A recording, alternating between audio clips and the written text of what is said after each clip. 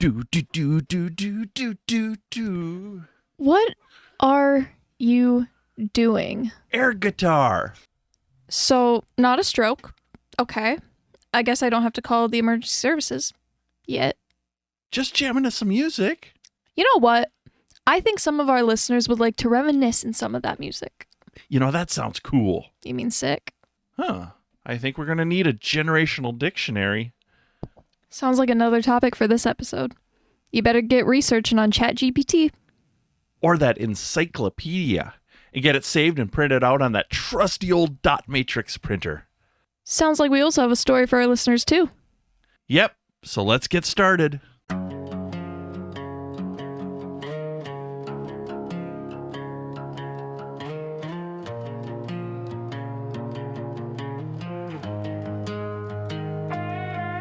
Why do people post to TikTok? What is a virtual classroom? Do you use AI? What's with all these fake photos? Did you go to an arcade? How many TV channels were there? What was dial-up internet? Did you hang out at the mall? From the class of 1996 with big hair, AOL, and whatever. And the class of 2026 with YouTube, smartphones, and mask mandates. You're listening to Midlife Young.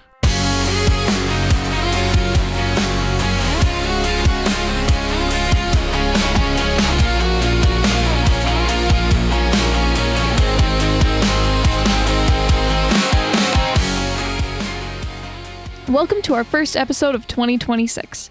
After all that holiday food, we need to get that energy flowing again.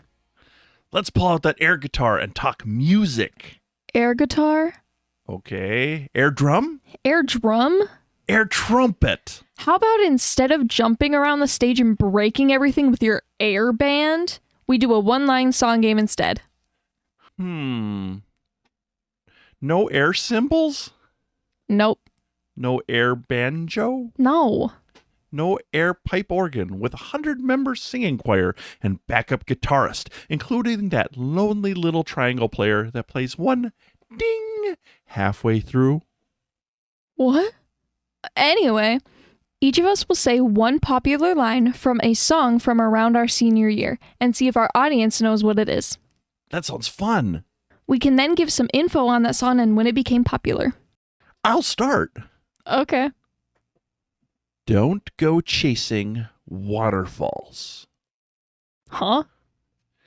You have a puzzled look on your face. You don't know that song, but right now, half our audience is singing it in their head. I'm telling you, it's a catchy tune. It sounds familiar, but I just can't figure out what it is. It was produced by TLC and was released back in 1995. And it hit the #1 Billboard Hot 100 7 weeks. It even won multiple MTV Video Music Awards. You know, MTV, I think, doesn't exist anymore. Did they close out their music channel? I have no idea. Yeah, me neither. I don't really pay much attention to it. So it could disappear. I probably wouldn't notice. So what was the artist's meaning versus the listener misread on this one? TLC intended a cautionary plea against destructive choices. Some of those resulted in like AIDS or was relevant to drug dealings. Many listeners misread the waterfalls as a call to pursue dreams, which flips the metaphor. Interesting. Well, now it's my turn. Everybody at the bar getting tipsy. Somehow I think I might have heard this one. So tell me more about the song. It was released by Shaboozey in April of 2024. Hold on. The name is hilarious. That is just cool. Shaboozey? Shaboozey. Wait a minute. It almost sounds like it's related to the song Tipsy. Shaboozey. Anyway, sorry, continue. So it topped the Billboard Hot 100 and Hot Country Songs, dominated multiple U.S. formats. Shaboozey. So the song is commonly heard as a party anthem. But Shaboozey. yes, Shaboozey frames it as a release valve from a 9-to-5 burnout. Shaboozey. That name, I'm sorry. That's just it's a funny name. Anyway. Moving on. Seeing I can't get past the funny name Shabuzi. Here we go. Ready for the next line? Do you have time to listen to me whine? No, I don't. You just interrupted everybody who was starting to sing the song in their head. Oh, I thought you were asking me the question. All right, for our audience, we'll give you a moment. Do you have time to listen to me whine? Why do I see the comment section filling out? That wasn't the intent. This is this one-liner from a song here. Okay, so let me explain. This song was written by Green Day and was released back in 1994 on the album, get ready for this, Dookie. Dookie? How it hit? Well, it hit the U.S. Alternative Songs #1 for 5 weeks, Grammy nominated, and widely cited in 1990's Best of lists. Now, a lot of the listeners misread this as a stoner jam. The band has described it as about anxiety and mental health rather than drugs. You got a lot of them with drugs. Yeah, that did seem to be quite a theme back in the 90s for a lot of the singers. Your turn. Oh, I'm on to my second one. I lose control when you're not next to me. Is it a love song? Yes. Tell me more. So the song was released by Teddy Swims in 2023, but it peaked in early 2024. It's from the album I've Tried Everything But Therapy. So if that tells you anything about that. It climbed over months to reach #1 on Billboard Hot 100. It's a soul vocal over contemporary pop production. Performance clips fueled the rise. Some labeled it generic, but the vocal nuance and blues phrasing tells a deeper story. Well, it's back to you. Yep. And I think let's do one last one and then we'll move on. One from you and one from me? Yep. And I'm picking a funny one. Heh. I get knocked down, but I get up again. Interesting. What is the song? Tub thumping. And what kind of artist would sing that? Chumbawamba. So it's Tub Thumping by Chumbawamba. Yep. And it was released in 1997, so actually more of my college years. And it hit actually in the UK at #2. The US, it was #6. And it was a Brit Award nomination. I know, we're in America, but it hit in all those areas. And that song sold 880,000 copies in the UK alone. Now here's the funny part. So most listeners misread this song often as a drinking song, but according to the backstory, and this is so funny because the complex words for this backstory does not match the song whatsoever. An anarcho-political collective wrote a terrace chant about working class resilience. Pub inspiration meets pop simplicity. Oh my goodness. I think I'll just go back to singing the song than trying to read the backstory. So, while I sing the song in the background, what's yours? So you went down a weirder path. I'm going down a psychotic one. I might kill my ex. Not the best idea. Sounds like a murder mystery more than a song. Well, SZA released it in late 2022, and it peaked in 2023. It hit #1 on Billboard Hot 100. The backstory is darkly comic revenge fantasy named after Taranito's film Minimal Melody and Duristic Writing. SZA presents it as an exaggerated jealousy, but some people actually took the lyrics literally. I get knocked down, but I get up again. Anyway, well, that was fun. Our listeners, remember to comment if you knew these songs.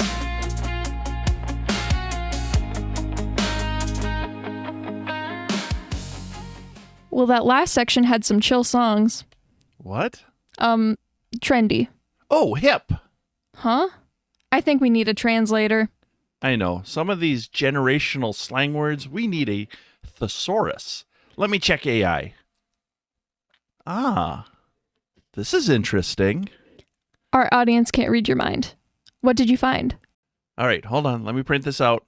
Bzz, bzz, bzz. Oh, that's some low budget sound effects right there. Let's pick 3 from this sheet. And of course, I'm going to start with cool because I say it all the time. All the time. Okay, maybe I should cut back on cool. Well, with this generational slang thesaurus, I could just change the word. So it shows that 1995 cool was a popular word. But in 2005, for some reason, it turned into sick. 2015 was lit, and 2025 was fire. Can I just say how you said 2005? 2005. I've never heard someone say it like that before. 2005. Not 2005? It's 2005. What did I say? 2005. That is...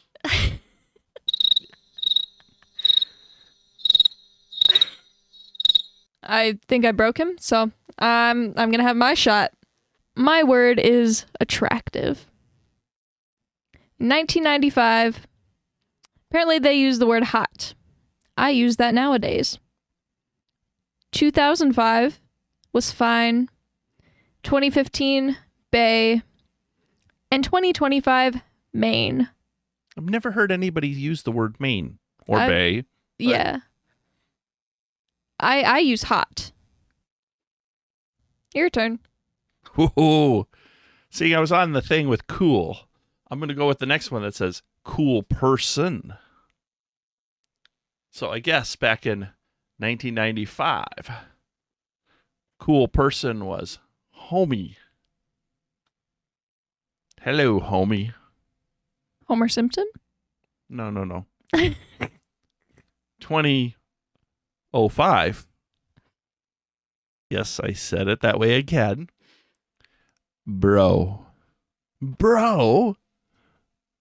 2015. Squad. Yeah, I don't know. I've never heard of that. And then in 2025. Yeah, I'm just going to butcher the way I say these years. Tribe. Yeah, I never heard it that way either. No. Well, since we're going for the cool vibes, I'm going for cool clothes. 1995 was gear. 2005 was threads. 2015 was fit. And the most disturbing one, 2025, skin. Skin? I guess we're wearing skin now. Weird. I don't know. I don't know. I'm not getting this slang thesaurus thing here. I don't think it's very accurate. Maybe it's that part on AI that says that it may not be accurate. Yeah. And then I'll close out my 3 with cool place. Still on the cool. I just can't get past being cool. I'm just cool. Sure. In 1995, it was spot. In 2005, it was scene. In 2015, it was hang. And in the 25th of the 2000s. Yes, I'm just really butchering these years now. Portal. Yeah, none of these make sense. Even though Portal's a game. Yeah, Portal's a game. Oh, I don't know where these have come up. And what's your last third? My last third. Confident. So in 1995, bold. 2005, ballin'. 2015, flex. Not like that. What? 2025, big flex. There we go. See, now to show my muscles. Not like that. Nope, not my muscles. Nah. See these ones? Wait a minute. Why is your muscles look bigger than my muscles? Because I went to the gym yesterday. I opened the fridge. Oh, you poor, poor soul.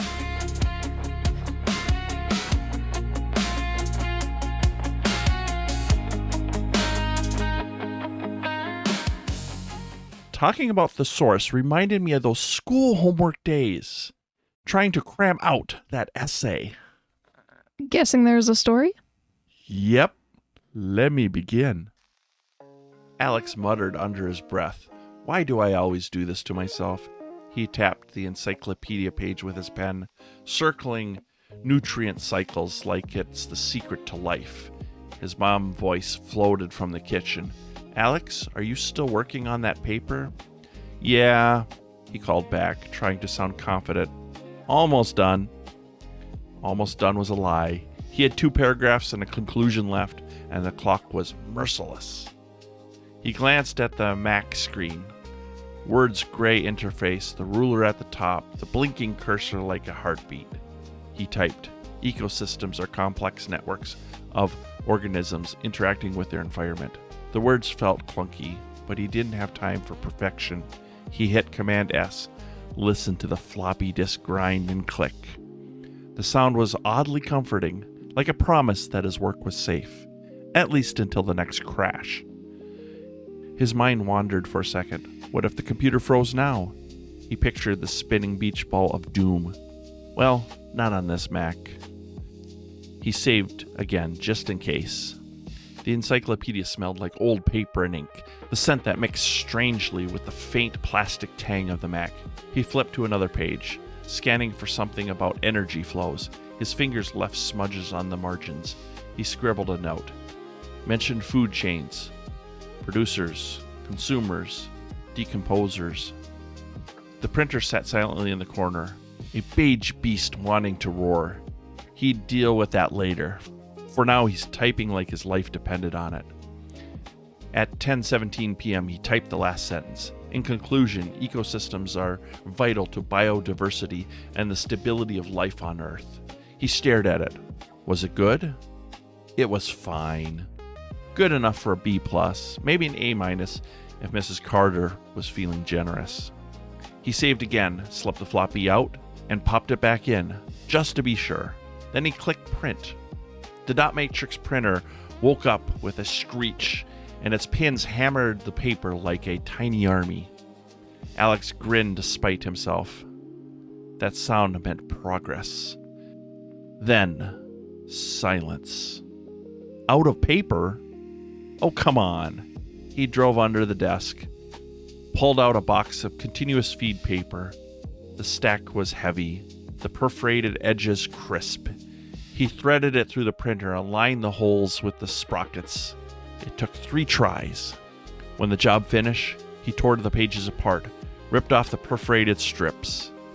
Ink was faint, but legible.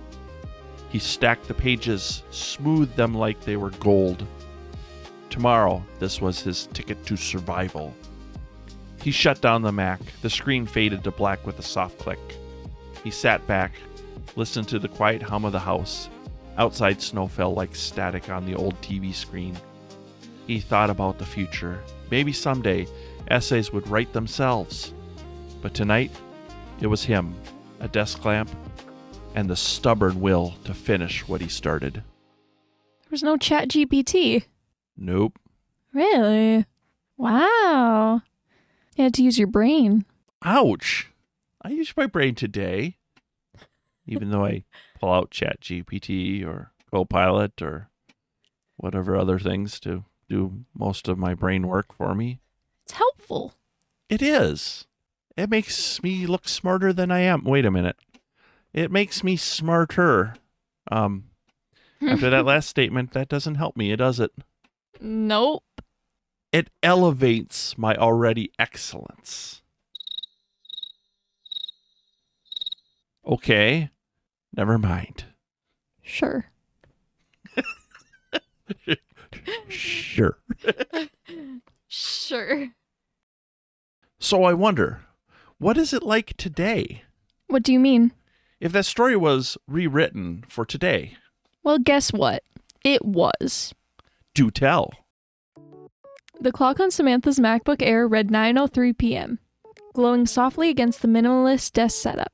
Her room was dim, except for the warm light of an LED desk lamp casting a neat circle over her laptop, a half-empty iced coffee, and a phone buzzing occasionally with notifications. On the screen, a blank Google Doc stared back at her, the cursor blinking like a silent dare. The essay topic, the the role of ecosystems in maintaining biodiversity. She sighed, opened a new tab, and typed, "Explain ecosystems and biodiversity in detail." ChatGPT responded instantly, paragraphs flowing like magic. Samantha skimmed, copied key points into her notes app, and muttered, "Why didn't I start this earlier?" Her phone buzzed, a text from Mom. "Are you getting that paper done?" Samantha responded, "Working on it now." Almost done was a lie. She had 2 paragraphs and a conclusion left, and the clock was merciless. She toggled between tabs, Google Scholar for citations, ChatGPT for explanations, and the school's online portal open in another window, waiting for submission. No encyclopedia tonight, no scribbled notes on yellow pads, just cloud storage and AI at her fingertips. She typed, "Ecosystems are complex networks of organisms interacting with their environment." The words flowed easier now, but she still paused to ask ChatGPT, "Give me an example of energy flow in ecosystems." Instant answer. She smiled. This was so much better than flipping through 26 volumes of Britannica. Every few minutes, she hit Command S, even though Google Docs saved automatically. Old habits die hard. She imagined the horror stories of losing work to a bad Wi-Fi network. Not tonight. Outside, snow fell silently, but Samantha barely noticed. Her world was the glowing screen, the hum of her laptop fan, and the ticking clock on her phone. She thought about the future. Maybe essays would write themselves completely someday. But tonight, it was still her responsibility to make it sound human. At 10:17 p.m., she typed the last sentence. "In conclusion, ecosystems are vital for biodiversity and the stability of life on Earth." She stared at it. Was it good? It was fine. Good enough for a B+, maybe an A- if Mrs. Carter was feeling generous. Mrs. Carter had been teaching for years. Samantha was pretty sure her dad had the same teacher back in high school. That thought made her smile. She checked Grammarly for typos, asked ChatGPT to suggest a stronger conclusion, and pasted the revision. Perfect. She uploaded the file to the school portal, clicked submit, and exhaled. No printer, no perforated edges, no ink ribbons, just a confirmation message. "Your assignment has been submitted successfully." Her phone buzzed again. "Done?" her mom asked. "Yep, finally," Samantha replied to her. She leaned back, listening to the quiet hum of her laptop. Outside, snow fell like static on an old TV screen. She smiled at the thought. Essays might be easier now, but procrastination? That never changes. Yeah, a lot of that had similarities, but yet the tech changed. Very true. I mean, it specified LED lighting, it specified Wi-Fi, all that stuff, submitting electronically. Everything was just like updated. But however, good old Mrs. Carter was still there. Up to her old tactics, I believe. What? It sounds like she's giving out A's and B's. But at what cost? At what cost? Interesting. Well, we had a lot in this episode. We should probably wrap it up. Got it. Let's do this. Wait, what are you doing? No, he's jumping up on the couch. It looks like maybe air drums? Nope, air guitar. 1, 2, 3, 4. We better go before he breaks more things. From the class of 1996. And the class of 2026. This has been Midlife Young. Don't miss out on future episodes by subscribing to our podcast. And find us online at midlifeyoung.com. Thank you for listening.